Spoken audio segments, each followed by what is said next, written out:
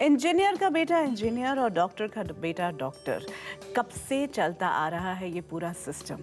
एक तरह से अच्छा था शायद, क्योंकि परंपरा में ये था, सब लोगों को उस प्रोफेशन से जुड़े जितने भी प्रॉस एंड कॉन्स हैं वो पता होते थे। लेकिन आज के वक्त में अगर हम देखते हैं कि बच्चा एक इंडिपेंडेंट एंटिटी है, अपनी एक सोच रखता है, अगर हमने उससे अपनी ओनरशिप हटाकर उसके एक इंडिपेंडेंट व्यक्ति के रूप में देख पाते हैं, देखने की क्षमता रखते हैं, तो फिर हमें उसको तय करने देना होगा उसकी क्षमता को देखते हुए कि क्या सचमुच वो मेडिकल प्रोफेशन में जा सकता है। और अगर वो जाना भी चाह रहा है, जैसे एक बच्ची ने अभी कहा कि हाँ मैं सीए बनना चाह रही हूँ लेकिन मैं क्लियर नहीं कर पा रही, तो हो सकता है सीए प्रॉपर ना बन के उनके पास कुछ और कैपेबिलिटी हो, किसी और तरीके से वो उसी प्रोफेशन को अपना सकते हैं।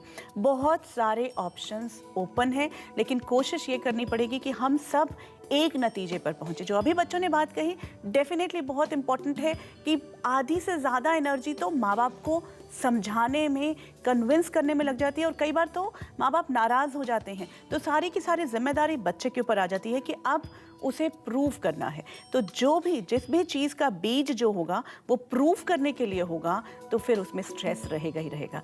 फिर हम क्यों कहते हैं कि बच्चे स्ट्रेस में हैं। एक कॉलर हमारे साथ जुड़े हैं लखनऊ से, जी उनसे बात करते हैं। नमस्कार। Good afternoon ma'am. Good afternoon ma'am, मैं रोहित बोल रहा हूँ लखनऊ से। मैं मर्चेंट नेवी में जॉब करता हूँ एज अ थर्ड ऑफिसर मैं अभी हूँ। मैं ये जानना चाह रहा हूँ, मेरा मैम शुरू से ही एक्टिंग की उसमें था कि मैं एक्टिंग करूँगा करके, लेकिन फिर आपके पास बैकअप होना चाहिए ना एक्टिंग के लिए कि हाँ यार आप फैमिली से स्ट्रांग हो। तो अभी मैं सोचता हूँ 1-2 साल जॉब करूँगा, थोड़ा बहुत पैसा है मर्चेंट नेवी में, तो मैम मैं कैसे डिसाइड करूँगा कि अभी ये सही है और whether this is just an hobby, कि मैं एक्टिंग में सिर्फ मेरा थोड़ा सा है कि मैं उसमें कैसे सोचूं कि मेरा करियर है और I am suitable for it. Rohit, एक सबसे बड़ी बात तो ये है, आपके साथ तो बहुत अच्छा जो कहा जाए कि नियति का आपको बड़ा लाभ हो रहा है, क्योंकि आप मर्चेंट नेवी में हैं तो कुछ टाइम तो आप वापस आते ही हैं। काफ़ी वक्त होता है आपके पास जब छुट्टी होती है, जब आप अपने घर पर आ सकते हैं। घर पर जब आप आएंगे, जब आपके पास वो छुट्टी होगी, चाहे 2 महीने की होगी, किसी न किसी थिएटर, और लखनऊ से हैं, लखनऊ में तो बहुत सारे थिएटर ग्रुप्स हैं, आप किसी थिएटर ग्रुप को ज्वाइन करें। ज्वाइन करके अपनी एक्टिंग कैपेबिलिटी, और सिर्फ एक्टिंग ही नहीं, अगर आप एक बार थिएटर को ज्वाइन करते हैं आपकी पूरी पर्सनालिटी में बदलाव आता है। कई तरह से आप जो हैं, आपका कॉन्फिडेंस जो है वो बढ़ता जाता है।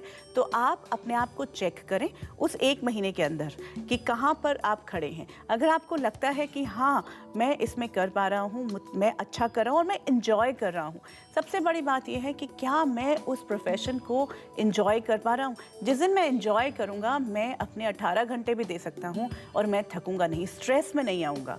लेकिन बिना एंजॉय करे अगर मुझे काम करना पड़ता है तो मैं स्ट्रेस में आ जाता हूँ। ये आपके लिए ऑप्शन है, आप डेफिनेटली चलें, और हम आपको पूरी दुआएं देते हैं कि आप अपना सपना ज़रूर पूरा करें। हमारे साथ हितेश जुड़े हैं दिल्ली से, उनसे बात करते हैं। जी हितेश जी।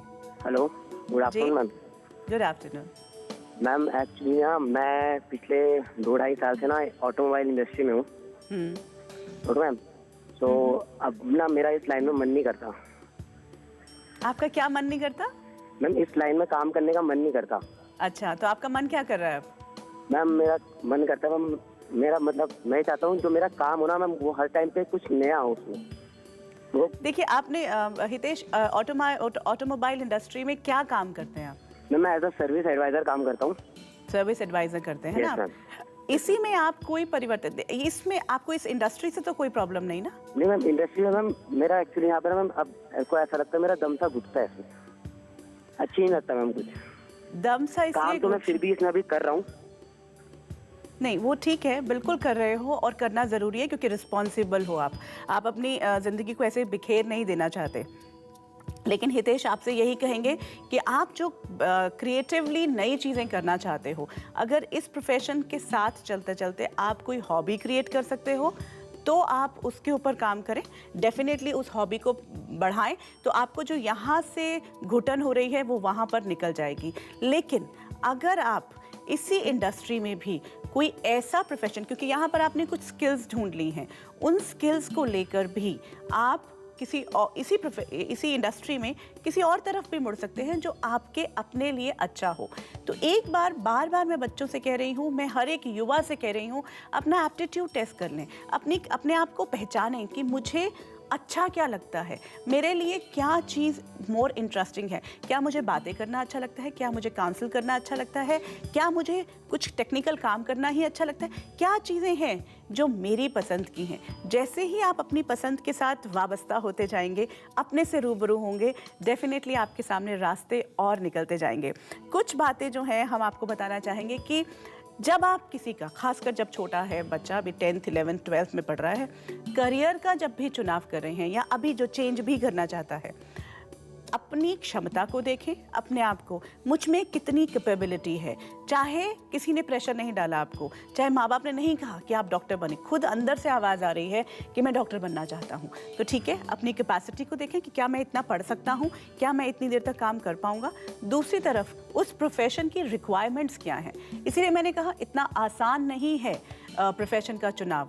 आसान मत बनाएं, टाइम लें, समझें चीज़ें को, उस प्रोफेशन की ज़रूरतों को समझें। जिस दिन आपके सामने आ जाएगा कि हाँ ये ज़रूरी नहीं है आपको उसके अंदर प्रोफेशन में जाने की ज़रूरत नहीं है, इन्फॉर्मेशन बहुत सारी अवेलेबल है। उस प्रोफेशन की रिक्वायरमेंट्स क्या आपकी क्षमता से मैच करती हैं? अगर मैच कर रही हैं तो आप ये स्टेप ले, आप फिर पीछे मुड़कर मत देखिएगा। ये तो एक ख़ास बात आपसे हमने की। और दूसरी बात, अभी बहुत बातें हो रही हैं कि क्या मेरी जो हॉबी है उसे मैं प्रोफेशन बना सकता हूँ। डेफिनेटली उससे बड़ी तो कोई चीज़ हो ही नहीं सकती। किसी भी समय में, जीवन के किसी भी मोड़ पर जो चीज़, हॉबी क्या होती है?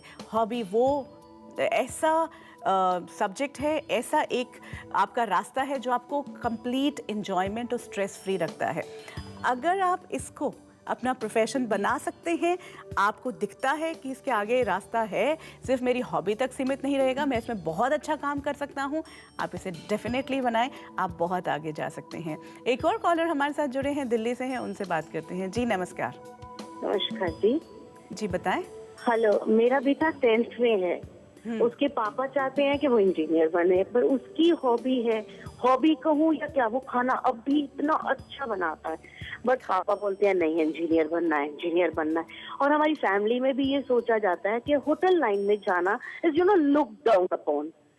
तो मतलब I am confused, I am with my son, और मेरे हस्बैंड बोलते हैं नहीं इंजीनियर बनना है because it will help me in my business. He is a contractor, civil contractor, तो ही सेज कि मेरे बेटे को इंजीनियर बनाना है। और वो बच्चा बेचारा इतना एकेडमिकली हाई फाई नहीं है, जस्ट एन एवरेज बॉय। देखिए, मैं आपको यही कहूँगी, इनफैक्ट उससे पहले आप सबको भी बता दूं कि आप जिस भी करियर को चुन रहे हैं, ज़रूरी नहीं कि वो आपके लिए सही हो। ये कुछ बातें अभी और हम आपके साथ करेंगे, लेकिन फ़िलहाल आपकी बात का जवाब देते हैं। आपको लगता है कि अगर आपका बेटा एक अच्छा शेफ़ बन सकता है, तो आपको अपनी जिनकी बात आपके हस्बैंड सुनते हैं, या आप उनके साथ एक दिन डिनर पर बैठें और अपने बेटे को कहें कि वो कुछ चीज़ें बनाएं। ये जो कुछ परिवर्तन हैं, ये हमें अपने थॉट प्रोसेस में लाने पड़ेंगे। उनके साथ बैठें। और अब ये कहा जाता है ना कि किसी के भी मन तक पहुंचने के लिए खाने का ज़रिया बहुत बड़ा हो सकता है। तो अपने बेटे से ये कहें कि जब भी फादर के साथ बैठें, उनके लिए कुछ बनाएं, पूरी वाइब्रेशंस प्यार की रखें, एक्सेप्टेंस की रखें। ये मत सोचें कि मेरे फादर अड़चन बन रहे हैं मेरे प्रोफेशन में। अपने बेटे को एश्योरेंस दें कि वो इस प्रोफेशन में आगे बढ़ेगा। फिर अपने हस्बैंड के साथ शेयर करें कि अगर ये इंजीनियरिंग में गया और इसके पास कैपेबिलिटी नहीं है, तो ये 4 साल की बजाय 6 साल 8 साल लगाएगा उसको पूरा करने में। और उसके बाद वो क्या जीवन जिएगा, क्योंकि जिस भी कंपनी में जाएगा, जहाँ पर भी जाएगा, खुश रहकर नहीं करेगा। तो हम क्या चाहते हैं, एक बार जब आप उनके साथ प्यार से, ठंडे दिमाग से बैठ के बात करेंगे, और शेफ़ बनने के बाद क्या प्रोफेशनल ग्रोथ हो सकती है उसके बारे में उनको बताएंगे, आई एम 100% श्योर वो काफ़ी हद तक समझेंगे।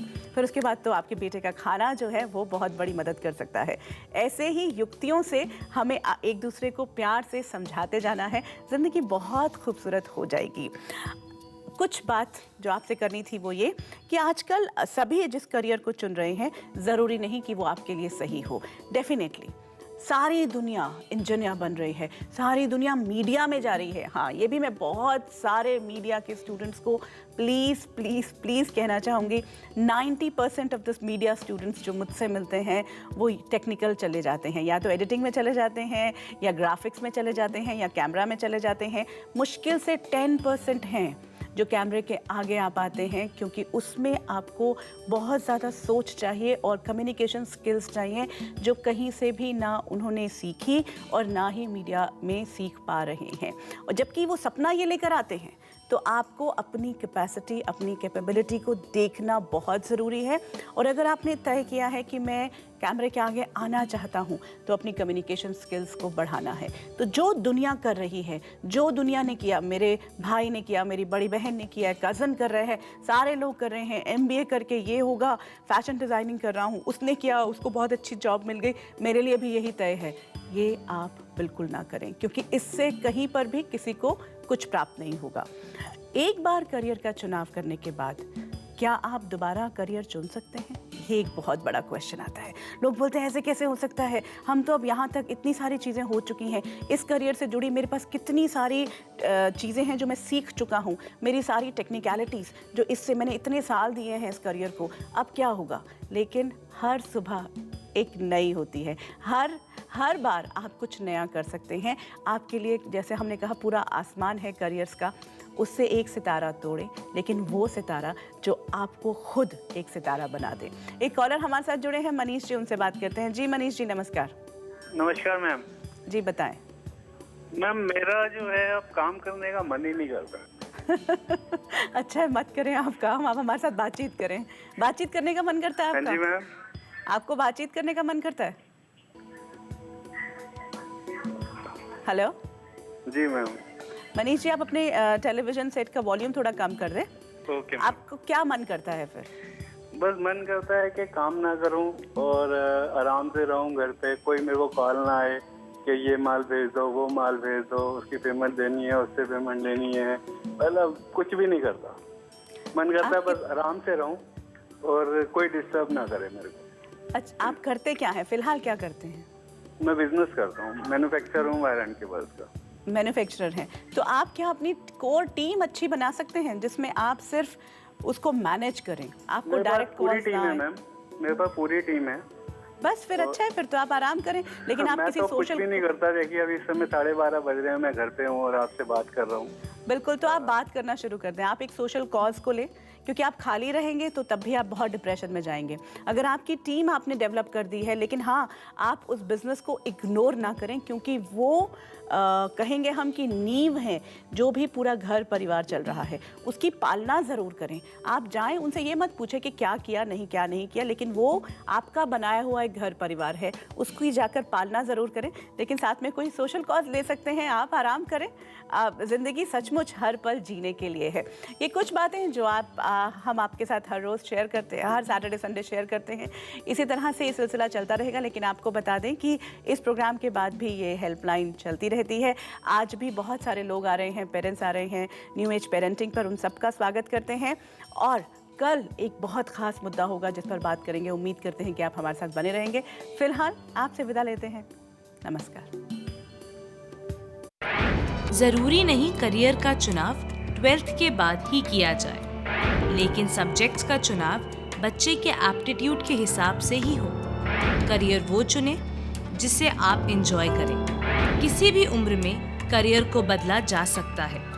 याद रखें, करियर आपके लिए है, आप करियर के लिए नहीं।